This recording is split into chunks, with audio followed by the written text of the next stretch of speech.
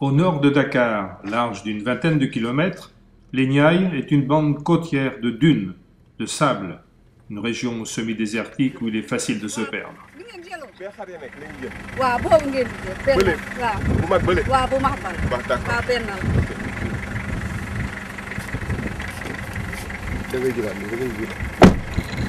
Le projet de reforestation intégrée dans l'ouest du Sénégal, c'est un projet qui répond parfaitement aux besoins des populations. L'aspect intégré est très important parce que ça recoupe avec les objectifs de l'État, le service des eaux et forêts, les collectivités locales. Mais le programme lui-même, le programme de reboisement, alors en quoi consiste-t-il? Il consiste à faire du reboisement avec l'agriculture durable et les activités de reboisement, c'est-à-dire la lutte contre la pauvreté, à travers des micro-projets pour appuyer quand même l'activité reboisement. Les principales actions de reboisement sont lesquelles? Il y a ce qu'on appelle le reboisement en massif, c'est-à-dire les bois de village et aussi le renouvellement de la bande de Filao. C'est quoi la bande de Filao? C'est de Dakar à Saint-Louis. Originaires d'Australie, les Filao ont été plantés voilà plus de 40 ans pour protéger la Grande Côte au nord de Dakar. Peu à peu, les Filao meurent. Parcelle par parcelle de 2 hectares, les producteurs mettent en place des pépinières pour les renouveler. La colonne vertébrale de la zone des Niayes. C'est cette bande-là qui sécurise en fait toute activité agricole au niveau et même l'habitat au niveau de cette zone. De Dakar à Saint-Louis, la bande de Filao a été divisée en 120 blocs de 50 hectares, dont la gestion est confiée au groupement de producteurs. Chaque année, ils peuvent couper une parcelle de 2 hectares et la replanter.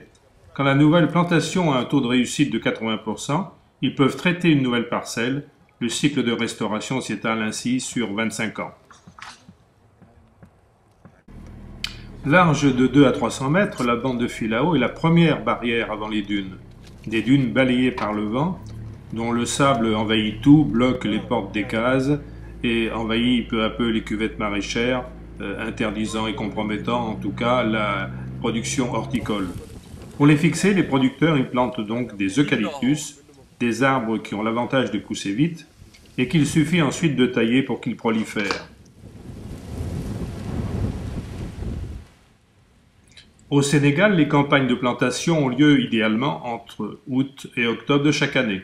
Pour les préparer, les plants sont produits dans des pépinières à proximité de la zone de reboisement. Au total, près de 350 000 plants ont été produits dans l'ensemble des pépinières en 2012 et 1 million d'arbres ont été plantés au Sénégal dans le cadre de ce programme.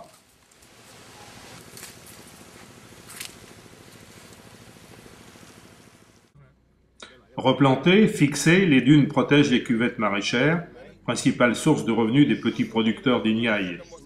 Grâce aux économies réalisées par les hôtels Accor, le partenaire de SOS Sahel dans ce programme, un fonds de soutien a été mis en place pour développer leurs revenus. Il fonctionne sur le principe du reboisement par contrat. Les producteurs ayant réalisé les meilleures plantations ont accès au fonds. Des micro-projets maraîchage complètent le programme. Avec les fonds reçus, les groupements de producteurs équipent leurs parcelles de systèmes d'irrigation et achètent des semences de qualité. Les bénéfices des récoltes permettent de financer des activités complémentaires et progressivement assurent leur autonomie.